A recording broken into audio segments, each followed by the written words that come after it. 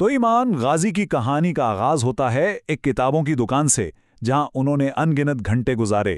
ये सिर्फ पढ़ने का शौक नहीं था, ये एक ऐसी जिंदगी की बुनियाद रखने के बारे में था जिसका बहुत से लोग सिर्फ ख्वाब ही देख सकते हैं। आइए इन 7 किताबों का तज्जिया करते हैं जिन्होंने इनके सफर को शक्ल दी। ये कोई आम बात नहीं, ये खुद ईमान के अपने अल्फाज हैं। और ये इस बात की गवाही है कि जो किताबें हम देखने वाले हैं उन्होंने उनकी ज़िंदगी के रास्ते को कितनी गहराई से बदला। ये सिर्फ कुछ नए ख्यालात देने से कहीं बढ़कर था। देखिए, उन्होंने किताबें तो सैकड़ों पढ़ी हैं, लेकिन सिर्फ ये 7 किताबें थीं जिन्होंने उनके बुनियादी फ़लसफ़े की बुनियाद रखी।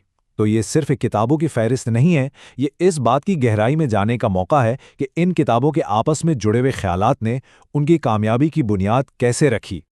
चलें तो सबसे पहले थीम पर बात करते हैं, दौलत और नामुकम्मल असातिज़ा। गाजी की एक ख़ास बात यह है कि वो साफ़ सुथरी कामयाबी की कहानियों के बजाय कच्चे अनफिल्टर्ड मशरों को ज़्यादा अहमियत देते हैं। और ये स्लाइड इस फर्क को बिल्कुल साफ दिखा देती है। एक तरफ तो है वो रिवायती मशवरा जो अक्सर बिल्कुल फीका और बेअसर होता है, और दूसरी तरफ वो सबक हैं जिनकी तलाश में गाजी रहते थे, अनफिल्टर्ड, बेरहमी से ईमानदार और हकीकी जिंदगी के तजुर्बे से भरपूर। पहली किताब है फिलिक्स डेनिस की हाउ टू गेट रिच। अब इसके नाम से अक्सर लोग धोखा खा जाते हैं। खुद गौशी ने भी सालों तक इस किताब को नज़रअंदाज किया, यही सोचकर कि ये पैसा कमाने पर एक और सतही सी गाइड होगी, लेकिन असल में ये इससे कहीं ज़्यादा गहरी है। इस किताब की सबसे खास बात पता है क्या है? ये बिजनेस की सख्त हकीकतों और ज़ाती कहानियों का एक ज़बरदस्त मिक्सचर है। डेनिस एक तरफ तो टीम ओनरशिप और कैपिटल जैसे मुश्किल मौज़ूआत पर बात करते हैं, लेकिन दूसरी तरफ अपनी ज़ाती नाकामियों के बारे में भी बिल्कुल बेरहमी से सच बोलते हैं। वो ये मानते हैं कि उन्होंने $100 मिलियन शराब और सफ़र जैसी चीज़ों पर खर्च कर दिए।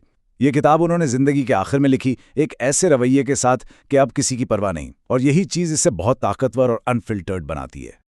आगे चलते हैं दूसरी किताब की तरफ, जो अरस्तु ओनासिस की बायोग्राफी है। और ये किताब भी इसी थीम को, यानी नामुकम्मल और पेचीदा लोगों से सीखने के आइडिया को और मजबूत करती है। यहाँ गाजी के अपने अल्फाज इस बात को बेहतरीन तरीके से समझाते हैं। वो शानदार तौर पर नाकिस किरदारों की तरफ क्यों खिंचे चले जाते हैं, क्योंकि उनकी जिंदगियों में ही असल सबक छुपे होते हैं, वो सबक नहीं जो एक परफेक्ट इमेज के पीछे छुपा दिए जाते हैं। ओनासिस की जिंदगी का सफर किसी ड्रामे से कम नहीं था। पहले तो उनका खानदान अमीर से गरीब हो गया, जिसकी वजह से उन्हें बहुत कम उम्र में घर की जिम्मेदारी उठानी पड़ी, और फिर उन्होंने एक बहुत बड़ी एम्पायर खड़ी की जिसमें कामयाबियां भी थीं और कंट्रोवर्सीज भी। गाजी इस सफर से एक गहरा ताल्लुक महसूस करते हैं और इसकी इज्जत करते हैं।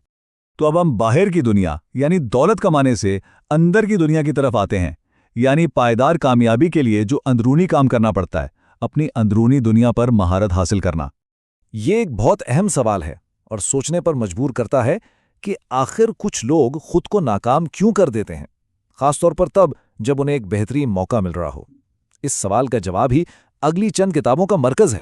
इस सवाल का जवाब गाजी के इस बुनियादी अकीदे में छपा है। उनका मानना है कि जिंदगी में वो नहीं मिलता जिसके लोग हकदार हैं, बल्कि वो मिलता है जो वो सोचते हैं कि वो हकदार हैं। ये एक बहुत ताकतवर आइडिया है जो खुद की कदर और नताइज के दरमियान एक सीधा ताल्लुक बनाता है। और इस ख्याल की जड़ें साइको साइबरनेटिक्स की किताब के सेल्फ इमेज के कॉन्सेप्ट में है। इसको ऐसे समझें कि एक अंदरूनी थर्मोस्टैट है जो कामयाबी का लेवल सेट करता है। मिसाल के तौर पर, अगर किसी का थर्मोस्टैट लाशूरी तौर पर सालाना $50,000 पर सेट है, तो जैसे ही वो इससे ज़्यादा कमाने लगेगा, वो लाशूरी तौर पर कुछ ऐसा करेगा कि वापस उसी लेवल पर आ जाए। गाजी के लिए इस थर्मोस्टैट को रीसेट करना ही सब कुछ था। तो सवाल यह है कि इस अंदरूनी दुनिया पर महारत कैसे हासिल की जाए। कॉजी उसके लिए एक वाज़ेह रास्ता बताते हैं।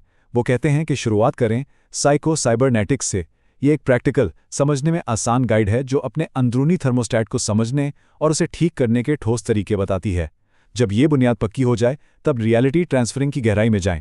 ये किताब ज़्यादा माबादुलमाते आती है, जो हकीकत और इरादे की ताकत पर बात करती है। एक बुनियाद बनाती है तो दूसरी उड़ना सिखाती है। अब आते हैं अगले थीम पर, जो है मर्दानगी पर एक गाइड।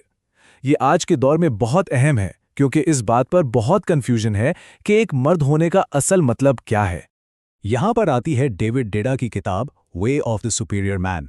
गाजी के लिए ये सिर्फ एक किताब नहीं, बल्कि एक पतवार की तरह है जो सिमत दिखाती है, खास तौर पर उन लोगों के लिए जो वालिद के बगैर बड़े हुए और उन्हें मर्दानगी की कोई साफ मिसाल नहीं मिली।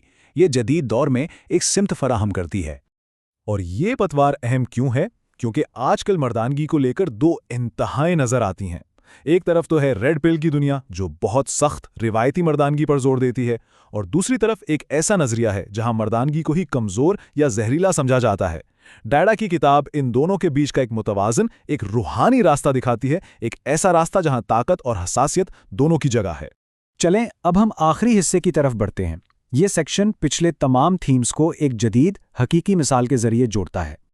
और ये आखिरी किताब अलेक्जेंडर मूलीवानोस की व्हाट नाउ पिछले सारे असबाक को एक जगह ले आती है। ये एक ऐसे ही शानदार तौर पर नाकिस किरदार की कहानी है जो फीलिक्स डेनिस की तरह दौलत बना रहा है, साइकोसाइबरनेटिक्स के उसूलों पर अपनी अंदरूनी दुनिया को संभाल रहा है और डेडा की तरह मर्दानगी के चैलेंजेस से गुजर रहा है। और ये सब कुछ हमारी आंखों के सामने हो रहा है। एक मशहूर कहावत है, हर चमकती चीज सोना नहीं होती, और यही इस किताब का मरकजी ख्याल है। ये ख्वाबों को पाने के पीछे की जो पेचीदा हकीकत है ना, उसे सामने लाती है, जहां कामयाबी हमेशा वैसी नहीं होती जैसी बाहर से नजर आती है। इस किताब को जो चीज़ सबसे अलग बनाती है वो इसका अभी का होना है।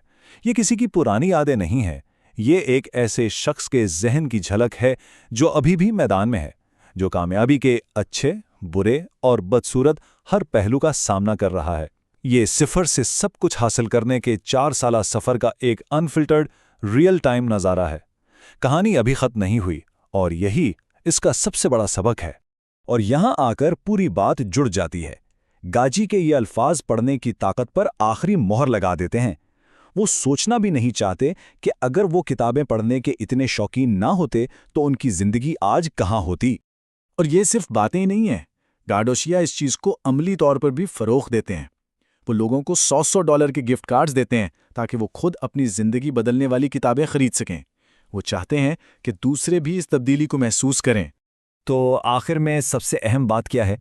यही कि एक रीडिंग लिस्ट सिर्फ किताबों की फहरिस्त नहीं होती, ये किसी की ज़िंदगी का पूरा नक्शा, एक ब्लूप्रिंट बन सकती है।